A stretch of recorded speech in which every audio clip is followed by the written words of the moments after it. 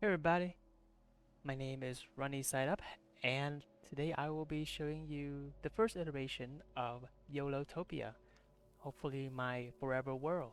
So without further ado, let's get into it. Right, so here is approximately where spawn would be, and this is also where I've placed a Wanderer's welcome pad. It's just a simple book with some ground rules on what to do, how to behave. Nothing too serious, basically just don't grief. Yeah, so once you're getting out of spawn, you turn around and look at this beach right here. One of the first things you'll see is this coconut tree. One of my earliest attempts at making organic, period. So in all the servers that I've played and all the worlds that I've built and destroyed, this is one of the first organic builds that I've made. So if it's not up to par with the current meta, please give me a pass. Um, I'll show you a detail that I really like about this build, and that is these zombie heads being used as coconuts. You can also see that one of them is halfway through falling, and then two of them have already been in the water for quite some time, so they have just been bobbling around with the waves, and they have kind of shored up here. Now moving on from the coconut tree, we'll head to this lifeguard tower, and the orange banners here, they are supposed to represent buoyancy devices, so the stuff that you usually use when you first learn how to swim.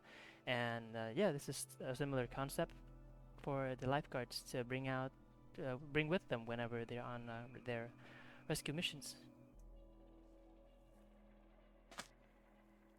Here, so if you go onto this first floor, there are two floors, so but the layout is quite similar.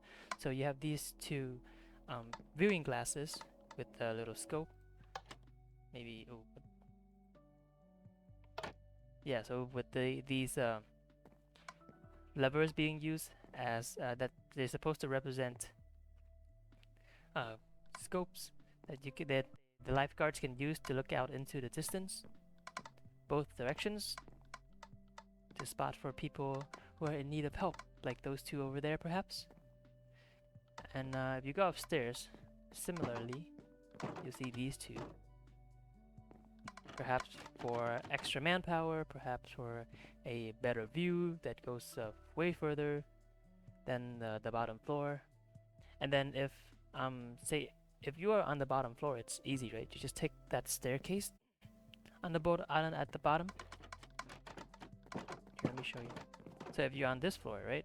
If someone needs help, you can just run downstairs and grab that, and you're good. But if you're upstairs, there's a faster way than taking the staircase, and that is to grab a buoyancy device from here, run onto this plank, and then hop, bam, and there you go, right at the ocean. So another detail that I really like about this lifeguard tower is these little these pressure plates. So they are slightly darker in color to represent the fact that they are wet from use, because you can imagine that the lifeguards, they have wet feet from, obviously they work in the water, so they kind of darken the wood areas where they frequent. And adding to this immersion is also the fact that these make sound when you walk across them, these clicking sounds, and they're supposed to represent the creaking floor when wood is not flush with the rest of the flooring. So this could be due to the wetness itself, or it could just be due to age and overuse. So they're not in pristine conditions. Like when you walk through, say, aged flooring, right? They aren't completely silent. So this is supposed to represent that, and I really like that detail. So heading out from this lifeguard tower, we're moving on to this gigantic straw-shaped structure. Oh, that was hard to pronounce. So we have this platform here. I think I was watching some sort of in real life sporting event, and that's where I got the inspiration to do this. It also aligns really well with another goal of mine when building Yolotopia, is that I would like for the world to be immersive, yes, and also interactive. So as you can see from that diving board at the Lifeguard Tower, and also a much higher diving platform here, like stuff you can interact with, you can kind of explore, look around, and you know the buttons you can touch, the hidden compartments and all that. That's a theme, little foreshadowing for this video. So say if you want to dive up here, you can jump on the slime, and then yeah, just gonna end up in the water with this guy just chilling out right here. So once you're out of the water, you might get hungry. So one thing you can do is to grab a smoked fish from this fish smoking hut. Yeah, admittedly, the structure needs revision because this is freehand at its finest, as you can tell. I just wanted to get the basic shape of the enclosure done. Lots of things need to be rethought here. Hopefully that will appear in a future update, perhaps next month Yolotopia update or some other future updates. But right now it's still doing its job with the smoke coming up. Salmon and I think cod are being smoked from the center here. And this fish smoking area leads straight out to this pier. One of my favorite things so far in Yolotopia, despite its simplicity. So let's take a walk down here. And as you can see, it's not completely brand new as well. You've got some holes, you've got some crooked wood, and you've got an unfinished bench. Way to go, Rennie.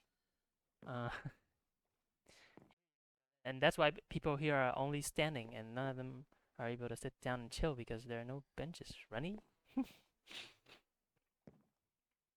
As you can see, they're just admiring this little, I guess, bay lagoon area. Geography is not my forte, unfortunately. And here this person is probably uh, screaming for help because those two might be in peril. But yeah, this is nice little pier. This terracotta, terracotta thing, I think, is just completely random. I was just finding a placeholder block, but the palette stuck with me, so I don't mind it. Adds a little nice touch to the wood-heavy feel of this area. So, got a decent sight line here, something like that. Yeah. So let's head back inside that fish smoking area, and this is where all the secret stuff begins. Right? This is when I was telling you how I would like Yolotopia to be interactive and to be fun to walk around and discover and explore. So yeah, this is where that part really begins. You might be wondering where the smoke's coming from. Well, it's not from here. It is from a campfire, two campfires down below, which are used for a secret barbecue spot. Ta-da! So it's just a nice little nook. And there are three ways you can access this. So one was, well, I guess the informal way, the daredevil way, was through that hole. The second way is through this little nook underneath the pier. So here's the pier, coconut tree, right? So you have this little hole in the wall that you can probably you might miss at first glance.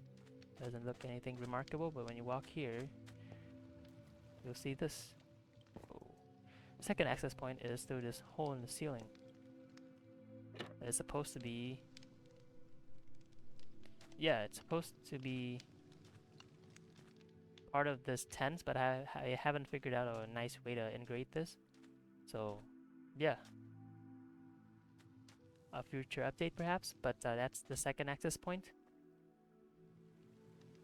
And for the third access point, stay tuned because I will show you that later, shortly. First of all, I wanted to show you this changing room. So just a regular changing room. Every beach probably needs one or two, so people can go from street clothes into swimsuits, right? So changing room on this side, a similar one on the other side, and if you just click on this button, a trapdoor opens, and you'll end up in this secret underground bar. It's kind of sandy, slight saloon style, I would say, with wines and beer taps and tables of for that seats various numbers of people. So you have that solo table in the corner. You have two person tables, and then you have this corner couch, corner sofa type of design where that seats 3 or 4 people. Pretty cozy, I think. Pretty cozy, pretty thematic. There are also three ways to access this bar. So first is these two drop chutes from the changing rooms. The second one is here. So there's a cave that's kind of near the changing room, which you would also not notice upon first glance. So you go walk in here, you just want to change your clothing or whatever. But if you walk here, this cave, and then you turn right, the bar opens up. But it's not easy to spot, and you wouldn't think anything, even if you walk into the cave. And now for the third access point to the bar is through this little tunnel. And you might be wondering where this tunnel leads, and if you've listened to the foreshadowing well, third access point is through this barbecue spot. So these are the barbecue spot and the bar actually connect. So that's pretty much it, guys, for the first tour of Yolotopia. I hope you guys enjoyed my narration and all the builds that I have so far. If you guys liked the video, feel free to leave a like, comment, share, subscribe, all that good stuff. And until next time, stay creative and keep cooking.